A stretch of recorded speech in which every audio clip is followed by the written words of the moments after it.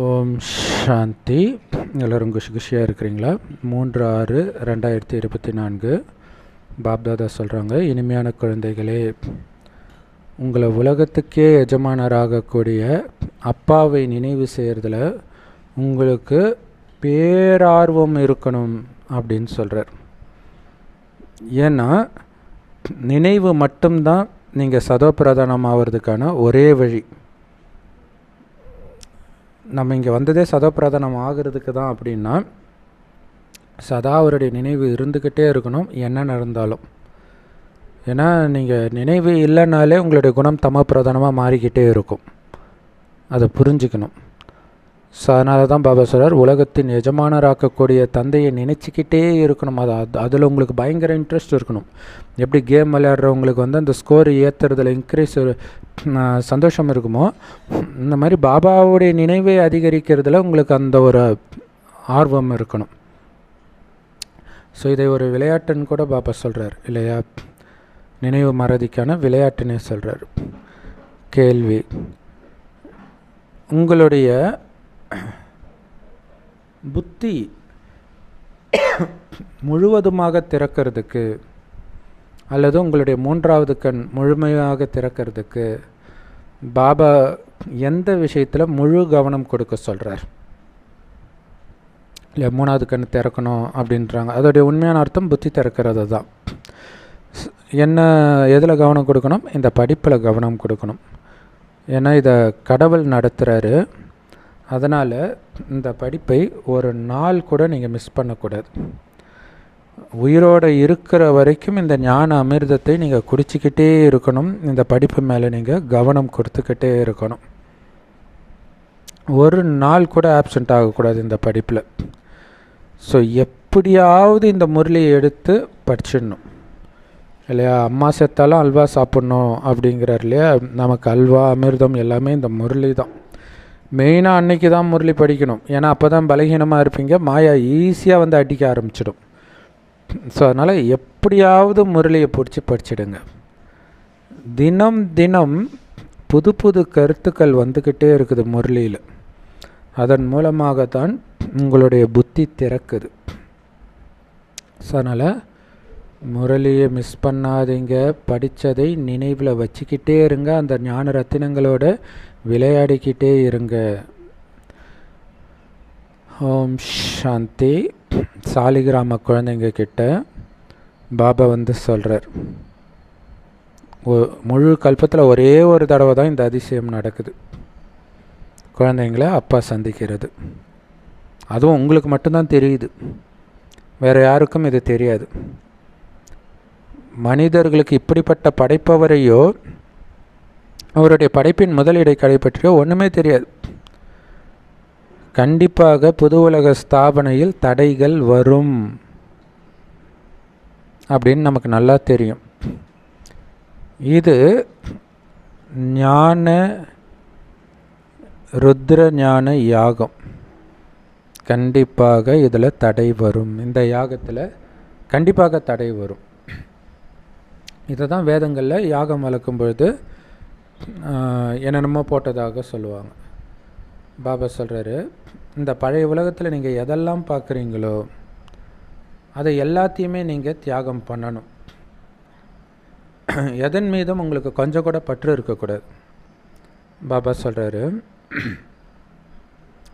புது உலகத்துக்காக நான் இந்த ஞானத்தை கொடுக்கிறேன். எவ்வளோ சூப்பராக சொல்கிறாரு பாருங்களா. புது உலகம் வரப்போகுது, கண்டிப்பாக வரவிடாமல் தடை வரும். அதுதான் இந்த ஞான யுகத்தில் வர தடை. என்ன தடை? மறுபடியும் உங்களை பிடிச்சி பழைய உலகத்திலே பிடிச்சி இழுத்துட்டு இருக்கும். ஸோ அதுதான் தடை, வேறு ஒன்றும் கிடையாது. பழைய உலகத்தின் குணம், பழைய உலகத்துடைய விஷயங்கள் இதே பிடிச்சி இழுத்துட்டு இருக்கும். அதுதான் பாபா சொல்கிறார், நீ விரும்பினாலும் விரும்பாட்டினாலும் நீ பார்க்குற எல்லாமே அழிய போகுது. அதனால் அதை பற்ற விட்டுடு. சொர்க்கம் மட்டும் உன் மனக்கண்ணில் தெரிஞ்சுக்கிட்டே இருக்கட்டும். அந்த லட்சியம் உனக்கு தெரிஞ்சுக்கிட்டே இருக்கட்டும். பாபா நினைவோடு முன்னோக்கி போய்கிட்டே இரு அப்படிங்கிற ஞானத்தை சொல்கிறதுக்கு தான் பாபா வந்திருக்கிறார். அப்படிப்பட்ட உயர்ந்த ஞானம் கிடைக்கிற இந்த யுகம்தான் மிக உயர்ந்த சங்கம யுகம். விகாரி மற்றும் நிர்விகாரி உலகத்தின் சங்கமம். இங்கே தான் மாற்றம் நடக்குது. விகாரி உலகம் நிர்விகாரி உலகமாக மாறுற இடம் இந்த சங்கம யுகம். புது உலகத்தை நிர்விகாரி உலகம்னு சொல்கிறோம். ஏன்னா அங்கே நிர்விகார ஆதிசனாதன தேவி தேவதா தர்மம் மட்டும்தான் இருப்பாங்க. இந்த விஷயங்களை புரிஞ்சுக்கணும். பாபா இரவு பகலாக சொல்கிறார், எல்லாத்தையும் விட மிக ஆழமான ரகசியத்தை நான் உங்களுக்கு சொல்லி புரிய வைக்கிறேன் அப்படின்னு பாபா சொல்கிறார். இந்த படிப்பு பாபா இங்கே இருக்கிற வரைக்கும் நடந்துக்கிட்டே தான் இருக்கும். பிறகு இந்த படிப்பு முடிஞ்சிடும். உங்களை தவிர யாருக்குமே இந்த விஷயங்கள் எதுவுமே தெரியாமல் இருக்கிறாங்க. உங்களிலும் வரிசைக்கிரமமாக தான் இருக்கிறீங்க. ஸோ பாப்தாதாவுக்கும் உங்களுக்கு மட்டும்தான் இந்த ரகசியம் தெரியுது. நிறைய பேர் விழுந்துடுறாங்க, அதனால தான் நிறைய கஷ்டத்தை அனுபவிக்கிறாங்க இல்லையா. இங்கே வந்து தூய்மையாகவே இருக்கணும், தூய்மை இழந்துடக்கூடாது, விகாரத்தில் விழுந்துடக்கூடாது. விழுறதுனால தான் கஷ்டம். அதனால தான் இங்கே நாம் தூய்மையாக இருக்கணும். ஆனால் எல்லா பாபா குழந்தைங்களும் தூய்மையாக இருக்கிறாங்களா நிரந்தரமாக அப்படின்னா இல்லை. ஸோ தூய்மையாக இல்லாததுனால தண்டனை கிடைக்கும். மாலையின் மணிகள் தான் மதிப்போடு தேர்ச்சி பெறுவார்கள். பிறகு பிரஜைகளும் உருவாகிறாங்க. ஸோ இதை நீங்கள் நல்லா புரிஞ்சிக்கணும். ஆனால் நீங்கள் புரிய வைக்கும்போது அவங்களால புரிஞ்சிக்க முடியலை. ஏன்னா புரிஞ்சிக்கிறதுக்கு அவங்களுக்கு நேரம் ஆகுது. உங்களாலையும் பாபா அளவுக்கு புரிய வைக்க முடியல. ஸோ என்னென்ன புகார்கள் வருது அப்படின்னு பாபாவுக்கு தான் தெரியும். இவர் விகாரத்தில் விழுந்துட்டார், இது ஆயிடுச்சு, இந்த மாதிரிலாம். ஆனால் பாபா வந்து யாருடைய பேரையும் சொல்கிறது கிடையாது. ஒருவேளை யாரெல்லாம் விகாரத்தில் விழுந்தாங்கன்னு பாபா மட்டும் பேரை சொன்னார்னா யாருமே அவங்கக்கிட்ட பேச விரும்ப மாட்டாங்க. எல்லோரும் அந்த மனிதனை வெறுப்பு பார்வையோடு பார்ப்பாங்க. இப்போ எல்லாருடைய இதயத்திலிருந்தும் அவர் வந்து இடத்தை இழந்துடுவார். ஸோ அதனால தான் பாபா சொல்கிறதில்ல. அது மட்டும் இல்லை, இதுவரைக்கும் அவர் சம்பாதித்த அத்தனையும் அவர் இழந்துடுவார் இல்லையா. விகாரத்தில் விழுந்துட்டாலே முடிஞ்சு போச்சுன்றார். பாபா கிட்ட சத்தியம் பண்ணிவிட்டு நீ விகாரத்தில் விழுந்தாலே முடிஞ்சு போச்சுன்றார். ஸோ யார் விழுந்தார்களோ அவங்களுக்கும் பாபாவுக்கும் தான் இந்த விஷயம் தெரியும். இது ரொம்ப மறைமுகமாக இருக்குது.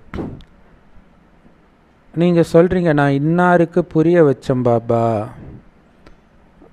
அவர் வந்து சேவையும் செய்கிறாரு அப்படின்ட்டு.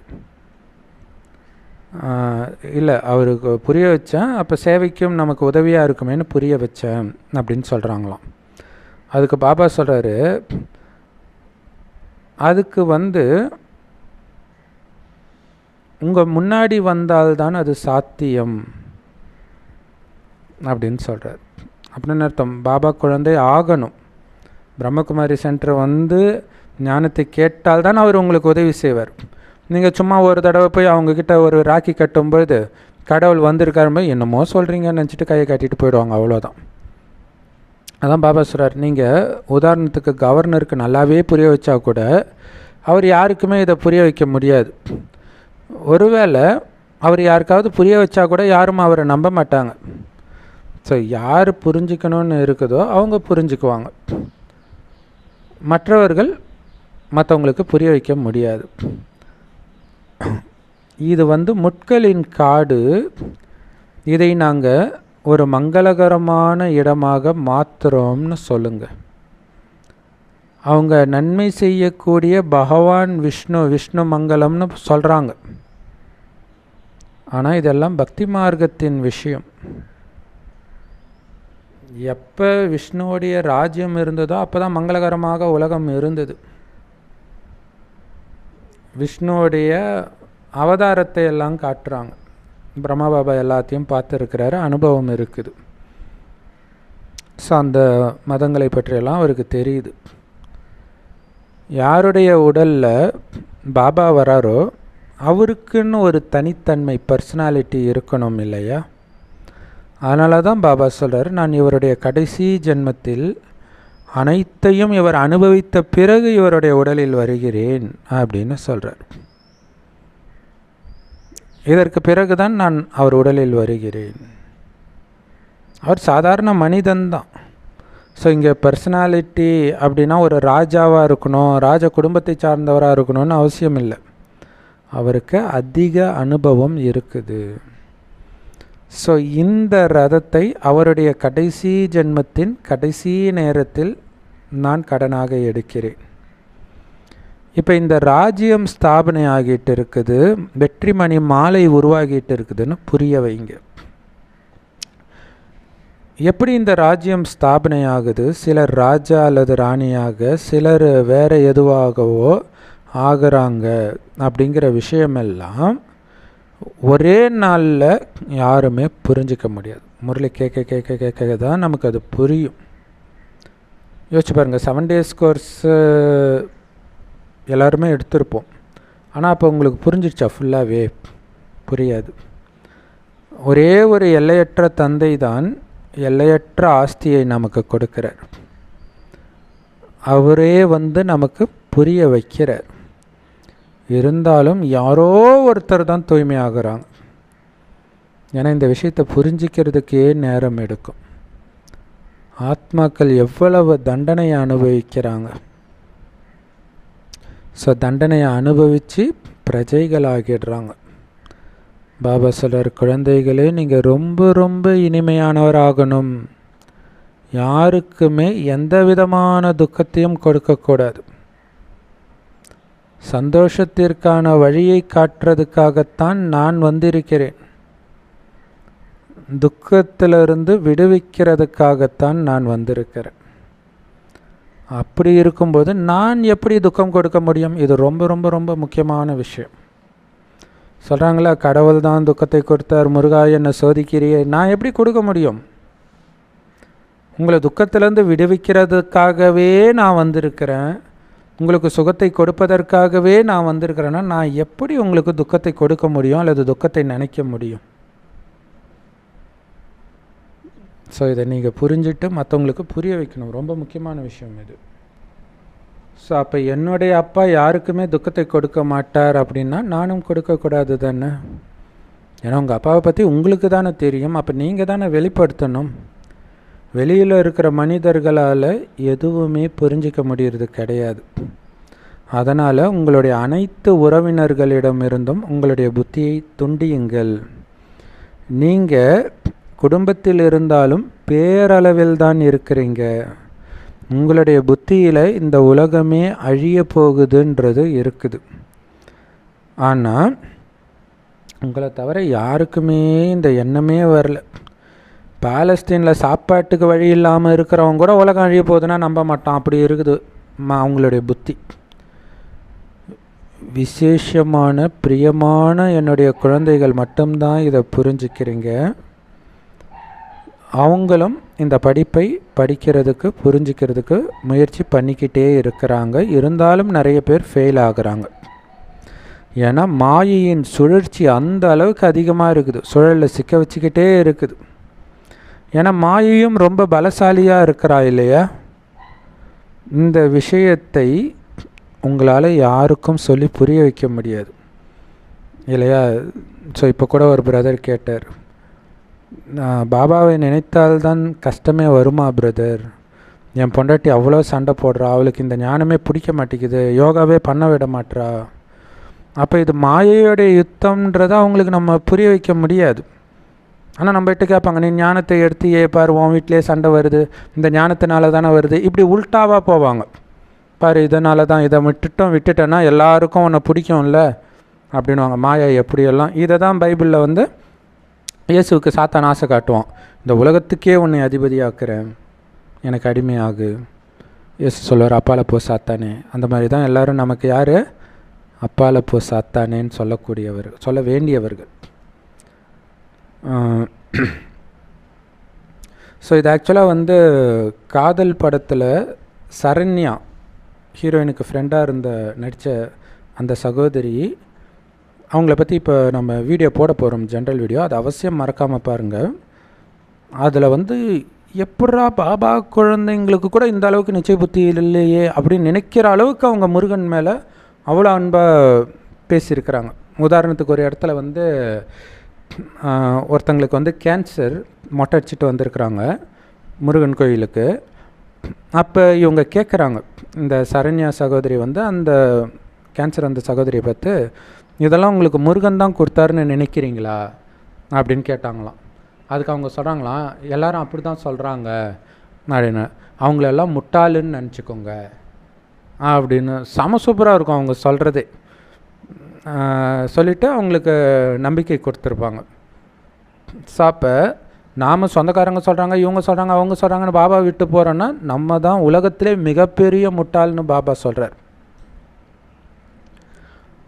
இல்லையா? இந்த உலகம் இன்னும் இருக்கும், 10 தலைமுறைக்கு வரும், 10 தலைமுறைக்கு சொத்து சேர்க்கணும்னு நினைக்கிறவன் தான் மிகப்பெரிய முட்டாளுன்ற. ஸோ இது மாயையின் சுழற்சி.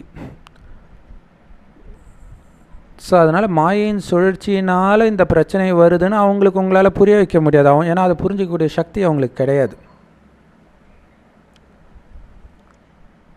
ஸோ எனக்கு அந்த மாதிரி ஒரு பிரச்சனை வரும்போது எங்கள் உறவினரில் ஒருத்தர் வந்து தீவிர வள்ளலார் பக்தர், பாரு பாபா பாபா நீ என்னாச்சு அப்படிங்கிறார். ஸோ அப்போ அவங்களுக்கு அது புரிய வைக்கவும் முடியல. ஸோ மனிதர்கள் உங்ககிட்ட வராங்க, என்ன தான் இங்கே நடக்குது, ஏன் இவ்வளோ கம்ப்ளைண்ட்டு பிரம்மகுமாரிகள் மேலே அப்படின்னு தெரிஞ்சுக்கிறதுக்காகவே வராங்களாம். அப்போ அந்த டைமில் ஒருவேளை இப்பயும் நார்த் இந்தியாவில் இருக்குதான்னு தெரியல. அந்த மனிதர்கள், அதாவது அரசாங்கத்தை சார்ந்த மந்திரிகள், இவங்க எல்லோரும் ட்ரான்ஸ்ஃபர் ஆகிக்கிட்டே இருப்பாங்க. அது நமக்கு நல்லதாக போச்சு.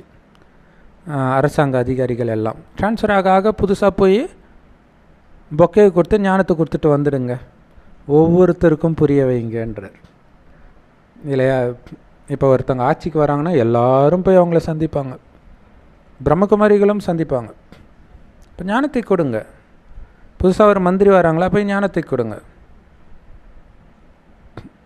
அப்போ அவங்க புரிஞ்சுக்குவாங்க இது நல்ல இயக்கம் அப்படின்ட்டு. ஸோ இந்த ஸ்தாபனை, ராஜ்ய ஸ்தாபனை காரியம் பற்றிய விஷயங்கள் எல்லாம் ரொம்ப ஆழமானது, ரொம்ப ரமணிகரமானதுன்ற. குழந்தைங்களுக்கு எல்லையற்ற தந்தை கிடைச்சிட்டார் அப்படின்னா உங்களுக்கு எவ்வளவு சந்தோஷம் இருக்கணும். நாம் உலகத்துக்கே எஜமானராகிறோம், தேவதை ஆகிறோம். அப்போ கண்டிப்பாக நமக்குள்ள தெய்வீக குணங்கள் நிரம்பி இருக்கணும் இல்லையா? அதுதான் நம்ம லட்சியமே. எதிரையே இருக்குது லக்ஷ்மி நாராயணன் உங்களுடைய லட்சியம்.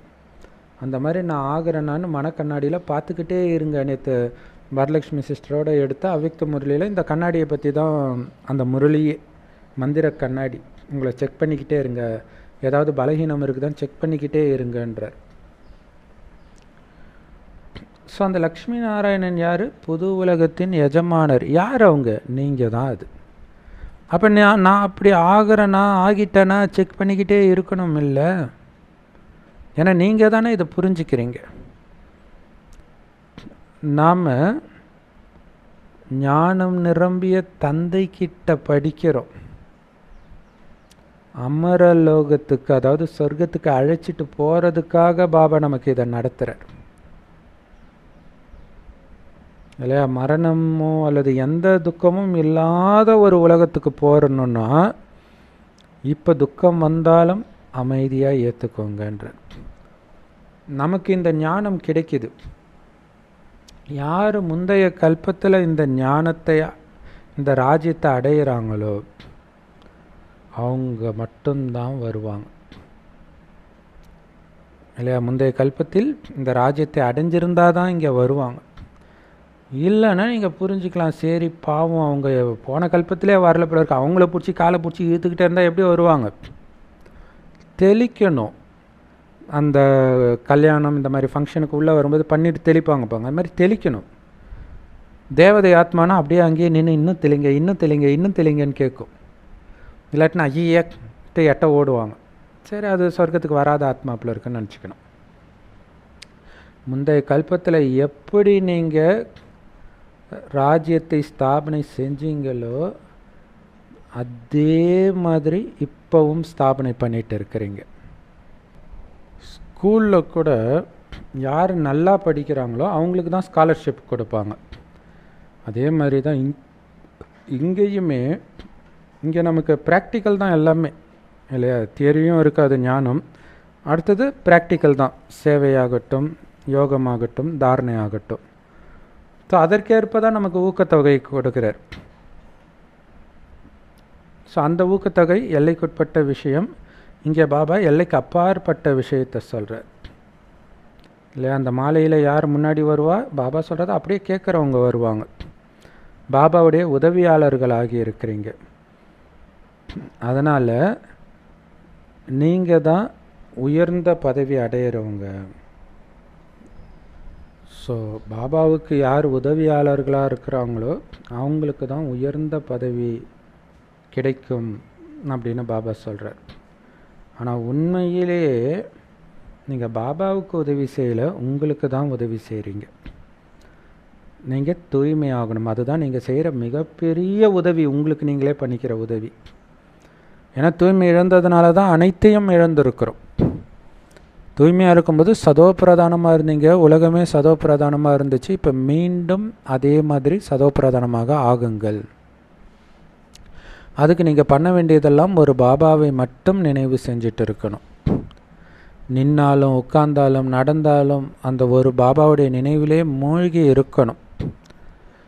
அதுவும் எப்படி நீங்கள் நினைக்கணும் அப்படின்னா, உலகத்துக்கே எஜமானராக்கக்கூடிய அந்த அப்பாவை அவ்வளவு ஆர்வத்தோடு நினைக்கணுன்றார். அது ஒரு எப்படி காதலன் காதலி அப்படியே இது வேறு 5 நிமிஷம் நினைக்கணுமே நான் நினைப்பாங்க. அது பாட்டுக்கு நாள் ஃபுல்லாக போயிடும், அந்த ட்ரீம்லேயே இருப்பாங்க. அந்த மாதிரி பாபாவை நினைக்கணுன்றார். ஏன்னா ஒட்டுமொத்த உலகத்துக்கு எஜமானர். அதை தான் மைண்டில் எடுத்துகிட்டு வாங்கன்றார். என்னுடைய அரண்மனை அங்கே எப்படி இருக்கும், அந்த மாதிரி அரண்மனைக்கு நான் எஜமானன். அப்படி என்ன ஆக்குறார் அப்படின்னு அவரை நினைங்க. அழிவற்ற கணவன். ஆனால் மாயா விட்டுரும் அவங்கள நினச்சிட்டு இருக்கிறதுக்கு. ஏதாவது ஒரு ரூபத்தில் வந்து தடையை ஏற்படுத்திக்கிட்டே இருக்கும், உங்களோட கவனத்தை சிதற வச்சுக்கிட்டே இருக்கும். ஸோ பலவிதமான புகார்கள் வருது பாபாவுக்கு. பாபா எனக்கு நிறைய மாயின் பாவ எண்ணங்கள் வருது பாபான்னு எழுதுகிறாங்க. பாபா சொல்கிறார், இது யுத்த மைதானம், 5 விகாரங்களை நீ வெல்லணும். அப்பாவை நினைவு செய்கிறதன் மூலமாகத்தான் நீ சதப்பிரதானமாக ஆக முடியும்னு புரிஞ்சுக்கோங்க. ஸோ அப்போ இங்கே என்னென்னா, பாபா நினைவுன்றதை மறந்துடுறீங்க, அதுதான் பிரச்சனையே. பாபா உங்களுக்கு இதை புரிய வைக்கிறார். பாபாவை நினைக்காமல் சதோ பிரதானமாக முடியாது, பாபாவை நினைக்காமல் 5 விகாரங்களை வெல்ல முடியாது, பாபாவை நினைக்காமல் மாயின் மீது வெற்றி கொண்டு உலகத்தின் எஜமானர் ஆக முடியாது. எல்லாத்துக்கும் ஆதாரம் பாபா நினைவு தான். பக்தி மார்க்கத்தில் உள்ள யாருக்குமே இந்த விஷயம் தெரியாது. ஸோ இது ஒரு படிப்பு. பாபா சொல்கிறார், எப்படி தூய்மை ஆவீங்க, எப்படி தூய்மை ஆகிறது? பாபா சொல்கிறார், ரொம்ப கஷ்டப்படாதீங்க, உண்மையிலே நீங்கள் தூய்மையாக தான் இருந்தீங்க. நடுவில் அழுக்கு சேர்ந்துடுச்சு, அதை என் நினைவில் இருந்து எரிச்சு தூய்மை ஆகிடுங்க, அவ்வளோதான். தேவதைகள் தான் தூய்மையானவர்கள். ஸோ தேவதையாக தான் ஆரம்பத்தில் நீங்கள் இருந்தீங்க, மீண்டும் தேவதையாக போகிறீங்க. அதுக்காக நீங்கள் தூய்மையாகணும். அதற்காகத்தான் கடவுள்கிட்ட மாணவராகி நீங்கள் படிச்சுட்டு இருக்கிறீங்க. எதுக்கு படிச்சுட்டு இருக்கிறீங்க? எதிர்கால சூரிய வம்ச ராஜ்யத்தில் போய் ஆட்சி செய்கிறதுக்காக. அதற்கு நீங்கள் இப்போ நல்ல முயற்சி பண்ணணும். ஸோ இந்த பரீட்சையில் நீங்கள் வாங்குகிற மார்க்கின் ஆதாரத்தில் தான் உங்களுக்கு அங்கே பதவி நிர்ணயிக்கப்படுது. இந்த யுத்த மைதானத்தில் ஒரு டெஸ்ட் பேப்பர்லையும் கரெக்டாக பாபா சொன்ன மாதிரி தான் உங்களுடைய அடி எடுத்து வைக்கப்படணும். இல்லாட்டினா ஃபெயில் ஆகிடுவீங்க, சந்திர வம்சத்துக்கு போயிடுவீங்க. யுத்த மைதானம் அப்படின்றத கேட்ட உடனே மனிதர்கள் ராமர் கையில் அம்பையும் வில்லையும் கொடுத்துட்டாங்க. அவங்க என்ன ஸ்தூலமாக அங்கே சண்டை போட்டுட்டா இருந்தாங்க அம்பு வில்லை வச்சு? அந்த மாதிரிலாம் எதுவும் கிடையாது. இதுக்கு முந்தைய காலத்தில் அம்பு வில் வைத்து சண்டை போட்டாங்க. அதோடைய நினைவார்த்தம் இப்போவும் இருக்குது இல்லை? இப்போவுமே ஏரோ ஷூட்டிங் ட்ரைனிங்லாம் நடக்க தான் செய்யுது, ஆர்ச்சரி. ஆனால்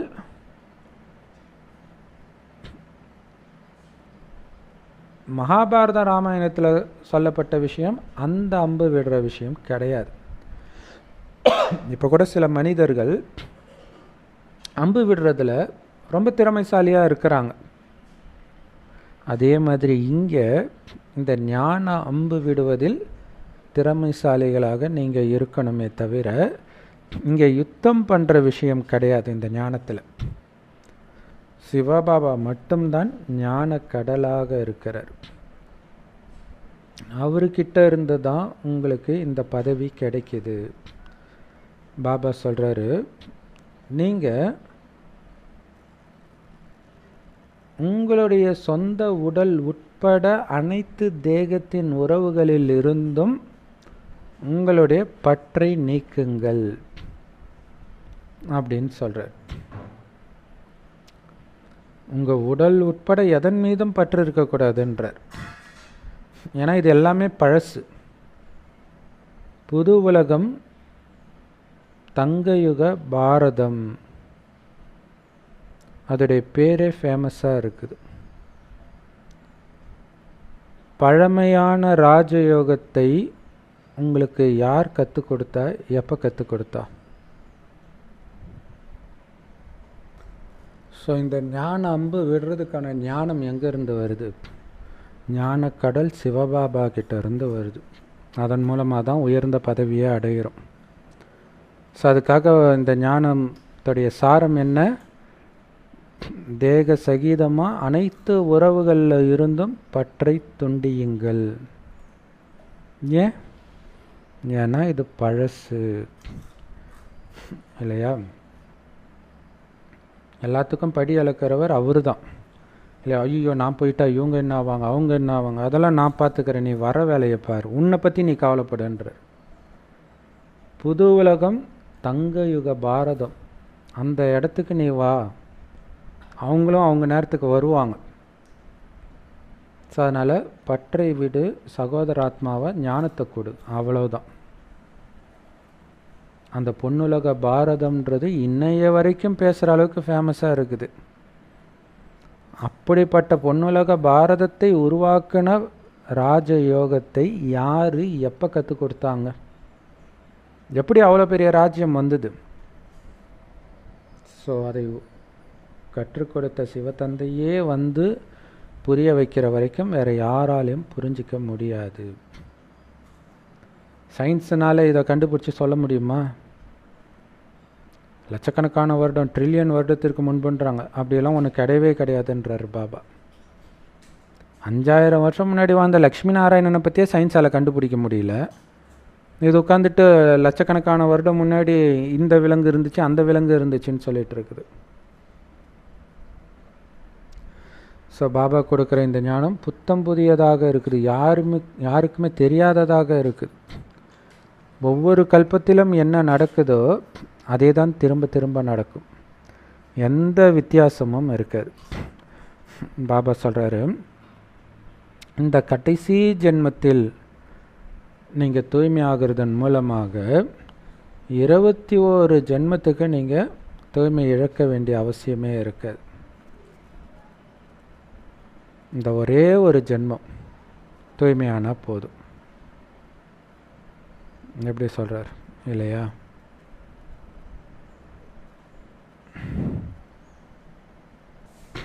பாபா என்னதான் நல்லா புரிய வச்சா கூட எல்லோரும் ஒரே மாதிரி கவனம் கொடுத்து படிக்கிறது கிடையாது. இரவு பகலுக்கான வித்தியாசம் இருக்குது. சிலர் படிக்க வராங்க, கொஞ்சம் படிக்கிறாங்க, அப்புறம் மறைஞ்சு போயிடுறாங்க. யார் நல்லா புரிஞ்சுக்கிறாங்களோ அவங்க எப்படி வந்தோம், எப்படி தூய்மையாக இருப்பேன்ட்டு பாபா கிட்ட சத்தியம் பண்ணோம் அப்படிங்கிற தன்னுடைய அனுபவத்தை மற்றவர்களுக்கு நல்லா புரிய வைக்கிறாங்க. பாபா சொல்கிறாரு, தூய்மையாக இருப்பேன்னு சத்தியம் பண்ணிவிட்டு நீங்கள் ஒரே ஒரு தடவை தூய்மை இழந்தால் கூட அதுவரை நீங்கள் சேர்த்து வைத்த வருமானம் ஒட்டு மொத்தமாக காலி ஆகிடும், ஜீரோ அக்கௌண்ட்டு ஜீரோ ஆகிடும்ன்ற. ஸோ அப்போ உங்களுடைய மனசாட்சி உறுத்திக்கிட்டே இருக்கும். அப்போ நீங்கள் யாருக்கிட்டேயுமே பாபாவை நினைவு செய்யுங்க, தூய்மையாக இருங்கன்னு உங்களால் சொல்ல முடியாது. ஏன்னா எல்லோரும் கேட்குறதே விகாரத்தை பற்றி தானே கேட்குறாங்க. ஸோ அப்போ விகாரத்தை விடுங்க, நீங்களே விகாரத்தில் வந்துட்டு எப்படி சொல்ல முடியும்? ஸோ குழந்தைங்க இந்த படிப்பை ரெகுலராக படிக்கணும், மிஸ் பண்ணவே கூடாது. நான் உங்களுக்கு புத்தம் புதிய விஷயங்களை சொல்லிகிட்டு இருக்கிறேன். நீங்கள் மாணவர்களாக இருக்கிறீங்க, உங்களுக்கு ஆசிரியராகி இப்போ இந்த ஞானத்தை கொடுக்கறது கடவுள், கடவுளுடைய மாணவர்கள் நீங்கள். அப்போ எவ்வளோ உயர்ந்த படிப்பு இது, கடவுளே சொல்லி கொடுக்குறாருன்னா. ஸோ அந்த படிப்பை ஒரு நாள் கூட மிஸ் பண்ணலாமா? ஒரே ஒரு நாள் அந்த முரளி கேட்குறத நீங்கள் மிஸ் பண்ணால் கூட உங்களுக்கு ஆப்சண்ட் மார்க் விழுந்துடும். நல்ல நல்ல மகாரதி குழந்தைங்கள்லாம் கூட முரளியை இப்படி மிஸ் பண்ணிடுறாங்க, எனக்கு எல்லாம் தெரியும்னு புரிஞ்சுக்கிறாங்க. பாபா சொல்கிறார், ஆனால் அதனால் எந்த பிரயோஜனமும் கிடையாது நீங்கள் முரளி கேட்கலன்னா. ஏன்னா உங்களுக்கு இங்கே ஆப்சண்ட் மார்க் வருது, மார்க்கு குறையும். முரளி கேட்கலன்னா மார்க்கு குறையுன்றார், ஃபெயில் ஆகிடுவீங்கன்றார், மகாரதிகளுக்கே சொல்கிறார். நீ எத்தனை வருஷத்து ஆத்மாவாக இருந்தாலும் அன்றைக்கி நீ முரளி கேட்கலன்னா ஃபெயில் ஆகிடுவேன்றார். ஒருவேளை அன்றைக்கி முரளி தவிர்க்க முடியாத காரணத்தினால கிடைக்காட்டினா வேறு ஏதாவது ஒரு பழைய முரளி கூட எடுத்து படிச்சிடணும்.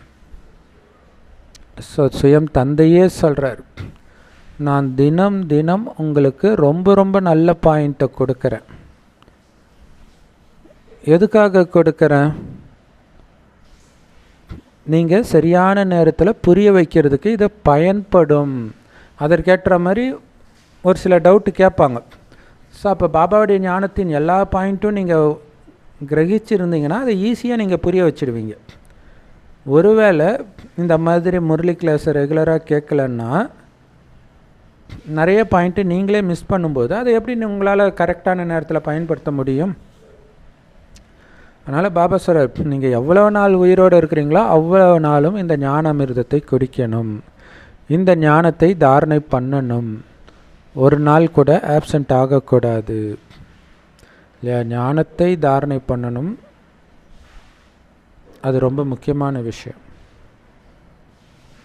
ஞானத்தை குடிக்கவும் செய்யணும், தாரணையும் பண்ணணும். உங்களுடைய குணம் மாறிக்கிட்டே இருக்கணும். ஒரு தடவை செஞ்ச தப்பை மறுபடியும் பண்ணக்கூடாதுன்றார் இல்லையா? ஸோ நீங்கள் யார்கிட்ட இருந்தாவது முரளி வாங்கி படிச்சிடுங்க அப்படின்னு சொல்கிறார். கிடைக்கல, ஏதோ ஒன்று படுத்த படுக்கையாக இருக்கிறீங்க, இப்போ கூட எப்படியாவது முரளி வாங்கி படிச்சிடுங்கன்றார். ஸோ இப்போ இன்டர்நெட்லேயே கிடைக்கிது, அதனால் இப்போ நீங்கள் சாக்கு போக்கே சொல்ல முடியாது. ஸோ அதனால் எனக்கு எல்லாம் தெரியும், என்னத்த பெருசாக பாபா சொல்கிற போகிறாரு அப்படின்ற அகங்காரம் இருக்கக்கூடாது உங்களுக்கு. ஏன்னா கடவுளே உங்களுக்கு நடத்துகிறாருன்னா அதை ஒரு நாள் மிஸ் பண்ணலாமா? அப்போ உங்களுக்கு யார் இதை நடத்துகிறாருன்னு தெரியலன்னு அர்த்தம். பாபா சொல்கிறாரு,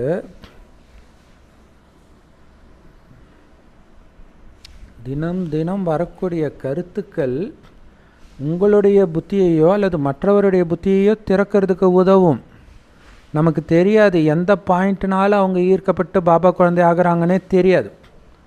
நமக்கு அன்றைக்கி என்ன கேட்குறோமோ அதை தான் நம்ம அன்றைக்கி வரவங்களுக்கு புரிய வைப்போம், அதை பயன்படுத்துவோம். அந்த பாயிண்ட்டை கேட்டு அவங்க பாபா குழந்தை ஆவாங்க. ஆச்சரியமாக இருக்கும். ஆத்மானா என்ன, பரமாத்மானா என்ன, எப்படி இந்த நாடகம் நடக்குது, இதெல்லாம் புரிஞ்சிக்கிறதுக்கு கொஞ்சம் டைம் எடுக்கும். ஆனால் கடைசி நேரத்தில் இந்த ஞானம் ஃபுல்லாக உங்களுக்கு ஞாபகம் இருக்காது. உங்களை ஆத்மான்னு உணர்ந்து பரமாத்மாவை நினைங்கன்றது மட்டும்தான் கடைசியில் ஞாபகம் இருக்குன்றார். கடைசியில் சாரம் அதுதான். கர்மாதித்த நிலையில் நீங்கள் பாபா நினச்சிக்கிட்டே இருப்பீங்க, நான் ஆத்மா நினைப்பீங்க, வேறு எதுவுமே ஞாபகம் இருக்காதுன்றார். ஸோ அந்த நேரத்தில் நீங்கள் இதை தான் புரிய வைப்பீங்க. என்ன புரிய வைப்பீங்க? பாபாவுடைய நினைவிலேயே வீட்டுக்கு போகணும், உடலை விட்டு போகணுன்ற மாதிரி உங்கள் நிலை இருக்கணும் அப்படின்னு புரிய வைப்பீங்க. ஸோ அப்படி இருக்கணும் உங்கள் நிலை. அவங்களுக்கு வந்து ஆத்மான்னு உணர்ந்து பரமாத்மா நினைச்சீங்க. இதை தவிர எதுவுமே சொல்ல மாட்டீங்க. கட்சியில் பாபாவுடைய நினைவில் இருக்கிறதன் மூலமாக மட்டும்தான் நீங்கள் தூய்மையாக முடியும். நீங்களே புரிஞ்சிக்கலாம் எந்த அளவுக்கு நீங்கள் தூய்மை ஆகியிருக்கிறீங்கன்ட்டு. யார் அழுக்காக இருக்கிறாங்களோ கண்டிப்பாக அவங்களுக்கு ரொம்ப கம்மியான சக்தி தான் கிடைக்கும். ஏன்னா பாபாவுடைய நினைவினால் மட்டும்தான் நீங்கள் தூய்மையாக முடியும். ஸோ எந்த அளவுக்கு தூய்மையாக இருக்கிறீங்கன்னு உங்களுக்கே தெரியும். ஏன்னா தூய்மையாக இருந்தால் பலமாக இருப்பீங்க. தூய்மை இல்லை அப்படின்னா பலம் கம்மியாக தான் கிடைக்கும். ஸோ முக்கியமான அந்த அஷ்டரத்தினங்கள் இருக்கிறாங்க பாருங்கள், அவங்க மட்டும்தான் தண்டனையே அனுபவிக்காமல் மதிப்போடு தேர்ச்சி பெறுறாங்க. ஸோ அந்த அளவுக்கு தூய்மையின் பலம் அவங்கக்கிட்ட தான் இருக்குது. ஸோ இது ரொம்ப சூக்ஷ்மமான விஷயம். இது மிக உயர்ந்த படிப்பு. நீங்கள் தேவதை ஆவீங்க அப்படிங்கிற எண்ணமோ கனவோ கூட கண்டிருக்க மாட்டீங்க. ஸோ அப்படிப்பட்ட தேவதையை ஆக்கக்கூடிய படிப்பு கிடைச்சிருக்குதுன்னா அதை எப்படி நம்ம கண்ணுக்குள்ளே வச்சு ஃபாலோ பண்ணணும்? அந்த படிப்புடைய சாரம் நினைவு தான், பாபாவுடைய நினைவு தான். அதன் மூலமாக தான் பல கோடி மடங்கு பாக்கியசாலியாக ஆகுறீங்க. ஸோ இது வந்து என்ன மாதிரி பிஸ்னஸ்? ஒட்டுமொத்த உலகத்தையும் உங்களுக்கு எழுதி கொடுக்குறார். இந்த பிஸ்னஸுக்கு முன்னாடி மற்ற பிஸ்னஸ் எல்லாம் ஒரு பைசாவுக்கு பிரயோஜனம் இல்லைன்றார். எதுவுமே பயன்படாது. வைர வியாபாரத்தையே தூக்கி கடைசிட்டு வந்தார் பிரம்மா. ஆனால் அதே நேரத்தில் சரீர நிர்வாகத்துக்காக நீங்கள் மற்ற காரியங்கள் செய்யணும் தான். ஆனால் அதை விட முக்கியமாக இந்த பிஸ்னஸ் பண்ணணும். நேரம் இல்லையே. இங்கே உங்களை என்ன பண்ண சொன்னாங்க? எது பண்ணுறீங்களோ நினைவோடு பண்ணுங்கன்றார். அவ்வளோதான். பாபா நினைவு கட்டாகாமல் இருந்தால் இந்த வியாபாரம் விருத்தி அடைஞ்சிக்கிட்டே இருக்கும். ஸோ எதையுமே நான் பாபா கிட்ட கொடுக்குறேன்ற ஒரு நினைவு கூட உங்களுக்கு வரக்கூடாது. ஏன்னா நீங்கள் பல கோடி மடங்கு பாக்கியசாலி ஆகுறீங்க. நான் பாபாக்காக இவ்வளோ செஞ்சேனே, அவ்வளோ செஞ்சேனே, இவ்வளோ சேவை செஞ்சேன், இவ்வளோ காசு கொடுத்தேன். நீ கொடுக்கல, அடையிற பல கோடி மடங்கு அது தெரியணும். ஒருவேளை நான் கொடுக்குறேன்ற எண்ணம் இருந்துச்சுன்னா அந்த பலமே குறைஞ்சிடும்ன்றார். அது ஞானத்தை கொடுத்தாலும் சரி, பொருள் காசு எதை கொடுத்தாலும் சரி, நான் கொடுக்குறேன்ற உணர்வு இல்லாமல் கொடுக்கும் பொழுது தான் அங்கே சக்தி நிரம்புன்றார். எவ்வளோ சூப்பரான விஷயம் இல்லையா? மனிதர்கள் கடவுளின் பேரால் தானம் புண்ணியம் பண்ணுறாங்க. எதுக்காக? எதையோ ஒன்றத்தை அடையணுன்றதுக்காக தான் பண்ணுறாங்க. ஏதாவது ஒரு தோஷம் கழியணும், பையனுக்கு கல்யாணம் ஆகணும், இந்த மாதிரி ஏதோ ஒரு காரணத்துக்காக பண்ணுவாங்க. ஆனால் உண்மையில் அது கொடுக்கறது கிடையாது, அடையிறதுக்காக தானே பண்ணுறாங்க. இன்னொரு விஷயம், அப்படி எந்த எதிர்பார்ப்பும் இல்லாமல் பண்ணால் கூட அவங்க அடைவாங்க. ஏன்னா பலன் உண்டு. அதனால் அதுவும் கொடுக்கறது கிடையாது, அடையிறது தான். ஏன்னா உங்ககிட்டேருந்து கடவுள் ஒருபொழுதும் பெறுவதில்லை. அவர் கொடுப்பவர், வள்ளல். அவர் உங்களுக்கு அதற்கு பதிலாக அடுத்த ஜென்மத்தில் நிறைய கொடுப்பார். இதுவும் நாடகத்தில் பதிவாகி இருக்குது. ஸோ ஒரு ஜென்மத்தில் நீங்கள் கொடுப்பதெல்லாம் அடுத்த ஜென்மத்தில் தான் வேலை செய்யும். அதை புரிஞ்சிக்கணும். நிறைய பேருக்கு நல்ல வள்ளல், அவருக்கு ஏன் இப்படி ஆச்சு, அடுத்த ஜென்மத்துக்கு அது கணக்கு சேமிப்பாயிடுச்சு. அடுத்தது நல்ல பணக்கார குடும்பத்தில் பிறப்பார். இது நாடகத்தில் நிச்சயிக்கப்பட்டு இருக்குது. பக்தி மார்க்கத்தில் தற்காலிகமான சந்தோஷம் கிடைக்குது. ஆனால் உங்களுக்கோ எல்லையற்ற தந்தைகிட்டேருந்து எல்லையற்ற சந்தோஷம் கிடைக்கிது. நல்லது. இனிமையான முரளியை கொடுத்த இனிமையான பாப்தாதாவுக்கு அன்பு நினைவுகள் மற்றும் நமஸ்தே. இந்த ஞான அமிர்தத்தை தினம் தினம் குடிக்கணும். இந்த ஞானத்தை தினம் தினம் தாரணை பண்ணணும், நம்ம உயிரோடு இருக்கிற வரைக்கும். ஏன்னா கடவுளே நடத்துகிற ஞானம். அதனால் ஒரு நாள் கூட இந்த முரளியை நீங்கள் மிஸ் பண்ணக்கூடாது. பல கோடி மடங்கு வருமானத்தை நீங்கள் சேமிக்கணும் அப்படின்னா நீங்கள் உங்கள் குடும்பத்தில் இருந்துக்கிட்டு அனைத்து காரியங்களையும் செய்தால் கூட உங்களுடைய புத்தி பாபாவுடைய நினைவில் மூழ்கி இருக்கணும். மற்றபடி அங்கே பேருக்கு இருக்கிறேன், நான் சொர்க்கத்துக்கு போயிட்டுருக்கிறேன், அந்த குணம் மட்டும்தான் நமக்கு இருந்துக்கிட்டே இருக்கணும். வரதானம் பாபா சொல்கிறாரு, உங்களுடைய சந்தோஷத்தின் ஆன்மீக பர்சனாலிட்டி மூலமாக நீங்கள் மகிமைக்குரியவராகவும் பூஜைக்குரியவராகவும் ஆகுங்கள். அனைவரையும் இந்த உரிமை பெற வைப்பவர் ஆகுங்கள். அதுக்கு விளக்கம், யார் தன் தொடர்பில் வர எல்லார்கிட்ட இருந்தும் திருப்தின்ற சர்டிஃபிகேட்டை வாங்குகிறாங்களோ அவங்க நிரந்தரமாக சந்தோஷமாக இருப்பாங்க. இல்லை அவங்க தொடர்பில் லௌகிக உறவாக இருக்கட்டும் அலௌகிக உறவாக இருக்கட்டும் எல்லாருக்குமே உங்கள் மேலே திருப்தி அப்படின்னா நீங்கள் சந்தோஷமாக இருப்பீங்கன்றார்.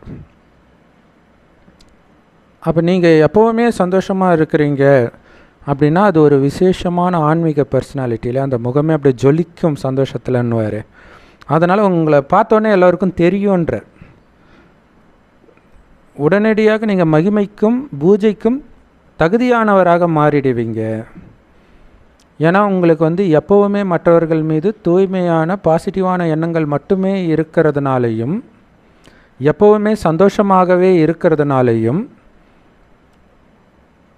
உங்கள் தொடர்பில் வர்ற மற்றவங்களுக்கும் சந்தோஷம், ஆதாரம், தைரியத்தின் சிறகுகள் மற்றும் ஊக்க உற்சாகம் கிடைக்கும். இதை பிராப்தியாக அடையிறவங்க ஒன்று ஆஸ்திக்கு அதிகாரியாக சொர்க்கத்தில் வருவாங்க. அப்படி அவங்களுக்கு அதில் பார்ட் இல்லாட்டினா கூட உங்களுடைய தீவிர பக்தர்கள் ஆகிடுவாங்க அப்படின்னு சொல்கிறார். ஸோ அதுக்கு நாம் எப்போவுமே திருப்தியாக இருக்கணும், மற்றவர்களையும் திருப்திப்படுத்தணும். எப்படி? நம்முடைய சந்தோஷம் கொஞ்சம் கூட குறையக்கூடாது. அதுக்கு என்ன பண்ணணும்? எப்போவுமே தூய்மையான பாசிட்டிவான எண்ணங்கள் மட்டுமே மற்றவர்கள் மேலே வைக்கணும். ஸோ இதன் மூலமாக நீங்கள் ஆஸ்திக்கு அதிகாரி ஆக்குவீங்க அல்லது பக்தர்களாக அவங்க மாறிடுவாங்க. ஸ்லோகன். ஸோ பாபா கிட்ட இருந்து உங்களுக்கு ஆசீர்வாதம் கிடைக்கணும்னா இதயத்திலிருந்து பாபா மேலே உங்களுக்கு அன்பு இருக்கணும். அப்போ தான் உங்களுக்கு பாபா கிட்ட இருந்து ஆசீர்வாதம் கிடைக்கும். Om Shanti. Love you Bap Dada. Thank you Bap Dada. குஷியாக இருங்க, குளிர்ச்சியாக இருங்க.